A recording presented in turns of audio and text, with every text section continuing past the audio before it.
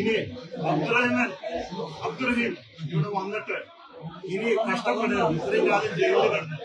അപ്പോ ഞാൻ ആദ്യം ഡ്രൈവർ പണി ഉദ്ദേശിച്ച നമ്മുടെ റോൾസ് റോയ്സിലാണ്. പിന്നെ കൂടി ആലോചിച്ചപ്പോ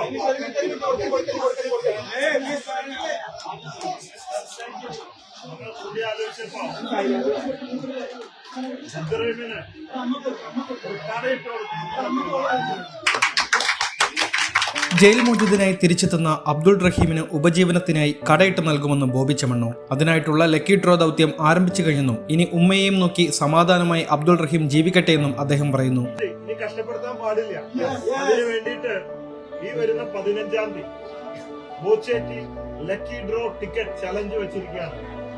അന്ന് കിട്ടുന്ന പൈസ എടുത്തിട്ട് അതിൽ നിന്ന് അബ്ദുറഹീമിന് കട വെച്ച് കൊടുക്കുക എന്നതാണ് ദൗത്യം. ബാക്കി പൈസ ഉണ്ടെങ്കിൽ മറ്റ് ചാരിറ്റി. അബ്ദുൾ റഹീമിന്റെ ഉമ്മയെ സന്ദർശിച്ച് പ്രതികരിക്കുകയായിരുന്നു അദ്ദേഹം. ജയിൽ മോചിതനായി തിരിച്ചു വരുന്ന അബ്ദുൾ റഹീമിനെ എന്റെ റോൾസ് റോയ്സ് കാറിന്റെ ഡ്രൈവറായി നിയമിക്കാനായിരുന്നു ആലോചന. പിന്നെ അത് മാറ്റി അബ്ദുൾ റഹീമിന് ഒരു കടയിട്ട് കൊടുക്കുവാൻ തീരുമാനിച്ചു. ഉപജീവനത്തിനു വേണ്ടി Boche tea powder wholesale shop വെച്ചു കൊടുക്കുവാനാണ് ഉദ്ദേശിക്കുന്നത്. രക്ഷപ്പെടുത്തി ഇനി കഷ്ടപ്പെടുത്തുവാൻ പാടില്ല. ഈ വരുന്ന 15-ന് ലക്കി ഡ്രോ ചാലഞ്ച് വെച്ചിരിക്കുകയാണ്. അന്ന് കിട്ടുന്ന പൈസ വെച്ചിട്ട് അതിൽ നിന്ന് കട വെച്ചു കൊടുക്കും. ബാക്കി വരുന്ന പൈസ മറ്റ് ജീവകാരുണ്യ പ്രവർത്തനത്തിനായി നൽകുമെന്നും ബോബി ചെമ്മണ്ണൂർ പറയുന്നു. അബ്ദുൾ റഹീമിന്റെ മോചനത്തിനുള്ള ധനസമാഹരണത്തിന് നേതൃത്വം നൽകിയ ബോബി ചെമ്മണ്ണൂരിന് അഭിനന്ദന പ്രവാഹമാണ് ലഭിച്ചുകൊണ്ടിരിക്കുന്നത്. അബ്ദുൾ റഹീമിന്റെ മോചനത്തിനായിട്ടുള്ള ദയാധനത്തിലേക്ക് ആദ്യം 1 കോടി നൽകിയത് ബോബി ചെമ്മണ്ണൂർ ആയിരുന്നു. ദയാധനം കണ്ടെത്തുവാൻ ലക്കി ഡ്രോയും അദ്ദേഹം പ്രഖ്യാപിച്ചിരുന്നു. ചെമ്മണ്ണൂരിന്റെ നേതൃത്വത്തിൽ 34 കോടി രൂപയ്ക്ക് മുകളിലാണ് അദ്ദേഹം സമാഹരിച്ചത്.